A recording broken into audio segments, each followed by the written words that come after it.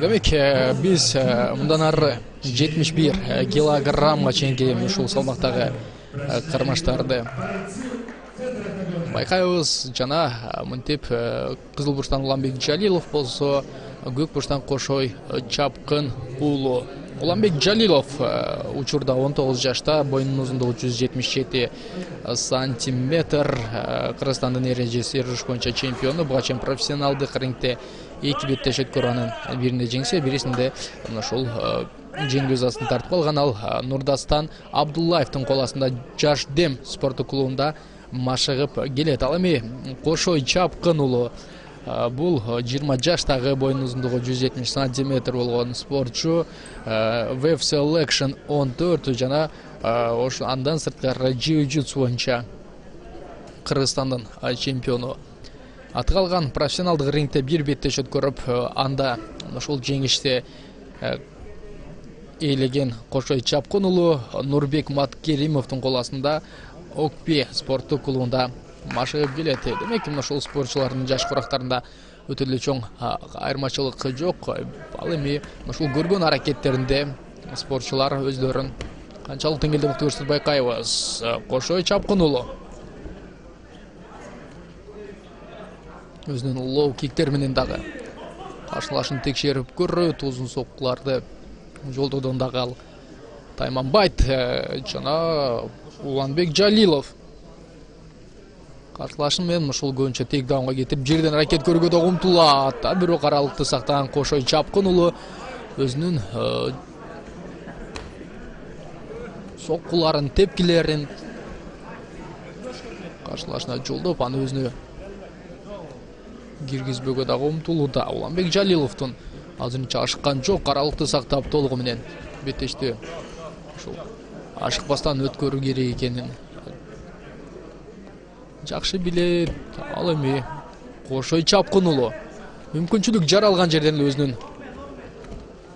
муштарын дагы жолдойт. Демек, азырынча тамай болууда Кошой Чапкын уулу. Мыкты, жана анын ушул соккусунун соңку 3-чү оң жеби өз ордунда, жана ашыгышкан жок. Азыр мына көрөрмандар дагы бир деминен алардын аракеттерин көрүп турушат, жана алардын дагы ушул бүйүрүн кызытуучу мындай кубаттуу соккулар керек. Жана Улан Жалиловдун сол оку албетте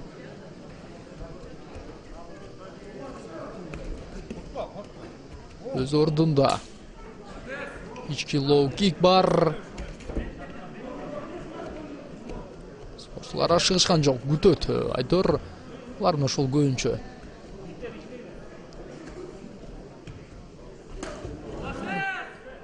турган абалдагы ошол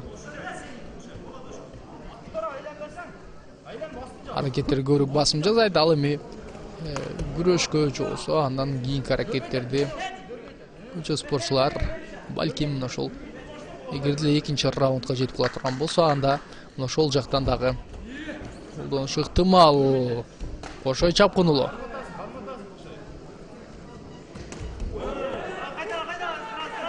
бул рет өзүнүн сокку өткөрүп алды. Жана Уланбек Жалилов бир ордунда турбай каршылашын дагы ушул аракеттерин күтөт. Ал эми 8 бурчтуктун борборунан орун алып алган Кошой Чапкын уулу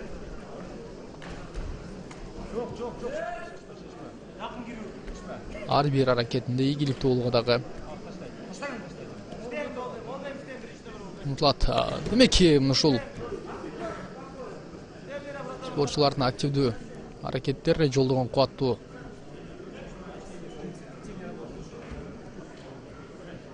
соккулары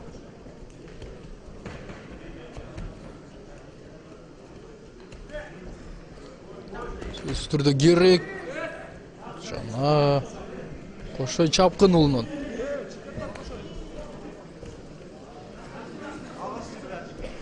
бир дем менен, бир аракет менен дагы жолдогон соккуларын көрүүдөбүз. Жана Low kickler бар. Алыстан uzun кросс.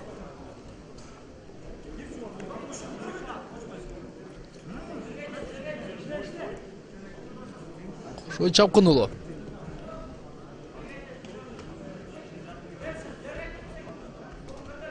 Ракетін көрді.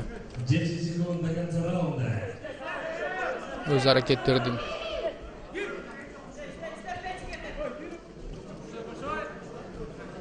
Әрекеттерді көрішу керек.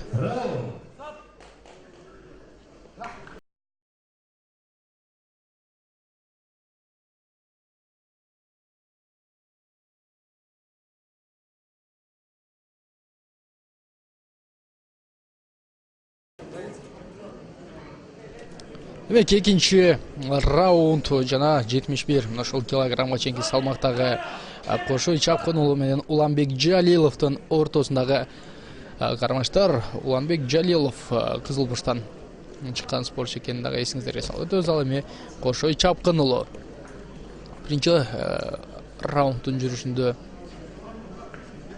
ийгиликтүү аракеттерге барууга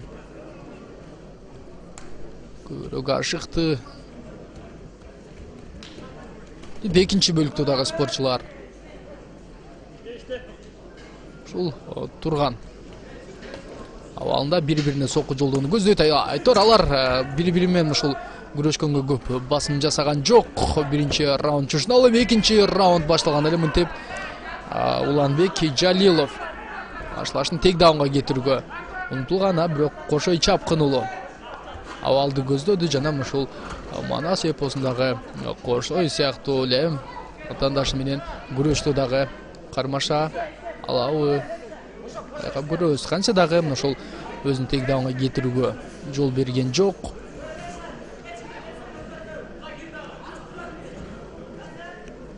Ар бир аракеттерди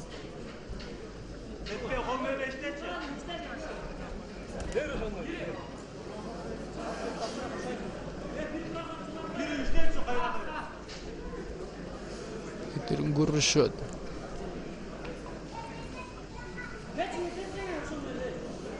Кошой Чапкынұлы биринчи раунддун жүрүшүндөгү деле ошол октагондун борборунан өз ордун ээлеп, Уланбек Жалиловду көбүрөөк ошол кыймылдоого дагы түрткүлөт жана күрөшүүгө болгон аракеттерден Уланбек Жалиловдун басып алуусунан Кошой Чапкынұлы өзүнүн чапчаңдыгы менен дагы чыгып кете алды жана мынтип атандашын басып олтуруп алгандан кийин ал кубаттуу соккуларды дагы жолдоп баштады. Толугу менен эми атандашын өз көзөмөлүнө алып алган Кошой Чапкынұлы муштарды ушул атандашын чабууда дагы токтолгон жок. Демек, оң кол менен кубаттуу соккуларды жолдойт мунтуга.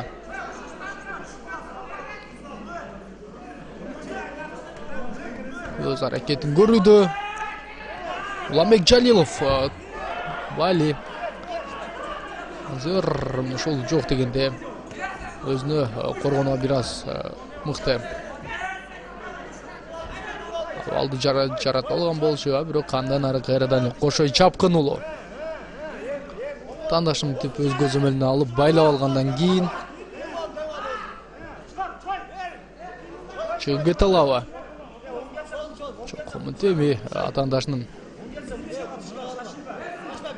тургузбай Кошой Чапкынұлы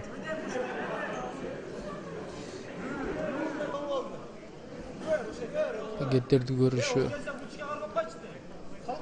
керек. Уланбек Жалилов чыгып кетүүнүн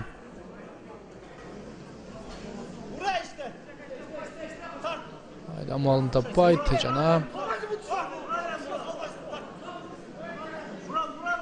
Кошой Чапкынұлы атандашын мунтуп алууга дагы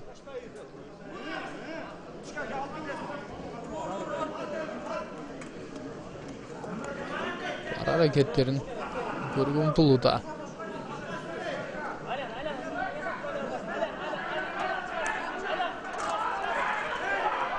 Ой, Уланбек Жалилов. Демек Кошой Чапкын уулунун байлоо алысынан чыгып кетүүгө дагы жетише алды. Албетте Кошой Чапкын уулу сокуларды жолдо да көбүрөөк ушул аракеттерди көрүп чарчап чалып да калды. Ал эми Уланбек Жалилов дагы көрүүдө өз биринчи раундтан бери ушул ордунда турган жок. Кыймылдоодо анын дагы ушул чарчап калган жайы бар. Демек спортчулардын ушул физикалык жактан дагы кимиси мыкты болсо, ушул эки спортчунун ортосундагы беттеште жеңишке жетүүгө да мүмкүнчүлүк өтө бир чоң жаралат. Жана 10 секундадан азыраак убакыт калганда деп спортчулар аракеттерин көрдү. 3-чү раундты күтөбүз.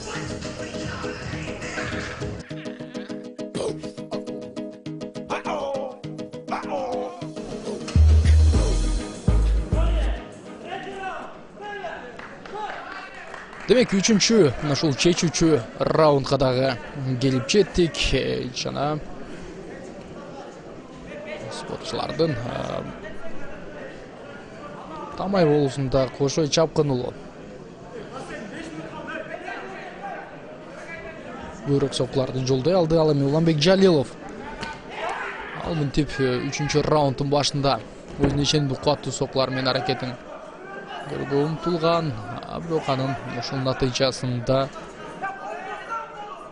тандашынын астында калат.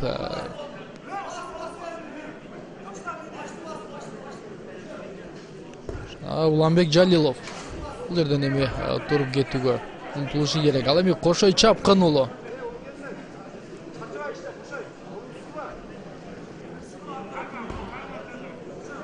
Чапкын уулунун колдору каршылашынын байлоосунда болчу жана кармашты туруулантышат.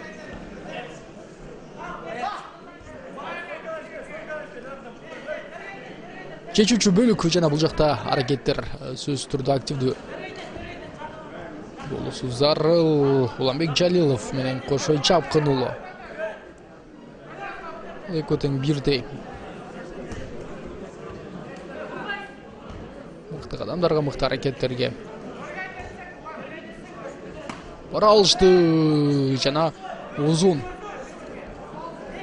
соккулар менен Кошой Чапкын уулу аракетин улантууну көздөйт. Уланбек Жалилов болсо каршылашынын ушул айла амалдарын табуу үчүн дагы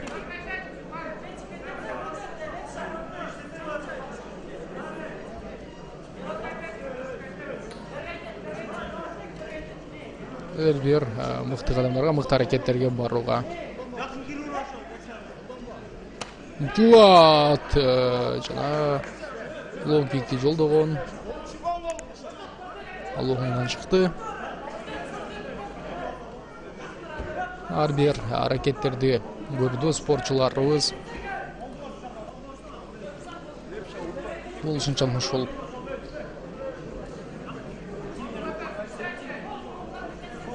мыкты экенин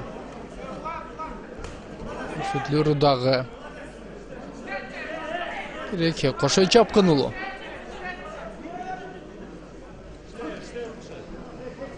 ушул жиу-джитсуга эмес, көбүнчө балким ушул мушкерлер сыяктуу туруп аракеттерин көрүүдө. Ал эми Уланбек Жалилов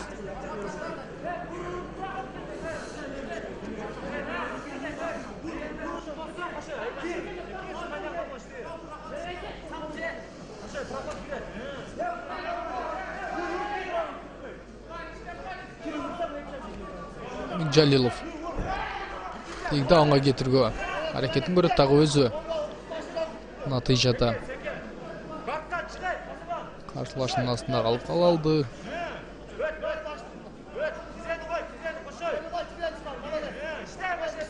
Кошой Чапкын уулу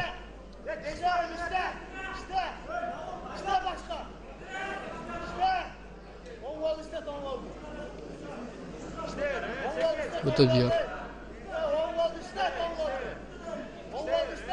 Ыңгайлап алдан сокку үстүнөн эми сокку. Жолдосудагы мүмкүнчүлүк бар. Азырынча ошол болгону. Жазгыруучу гана жеңил соккулар болчу жана Уланбек Жалилов Каршылаштын сол колун байлап алган, андан ары Кошой чапкын уулу Муунтугадагы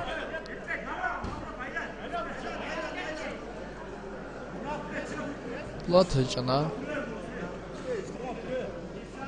аракеттер.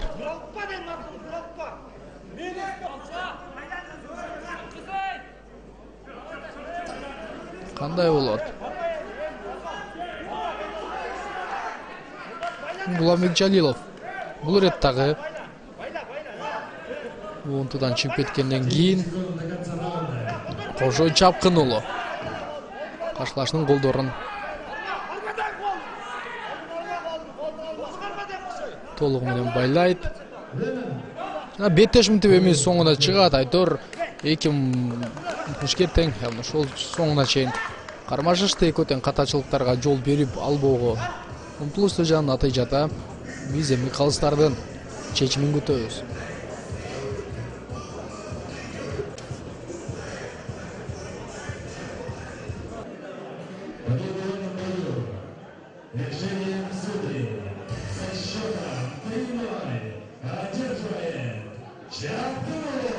Демек, Кошой чапкын уулу бул беттеште жеңишке жетет жана профессионалдык рингдеги экинчи жеңишине дагы ушул утурлап же толтурат. Биз болсо кийинки ошол беттешти күтөбүз.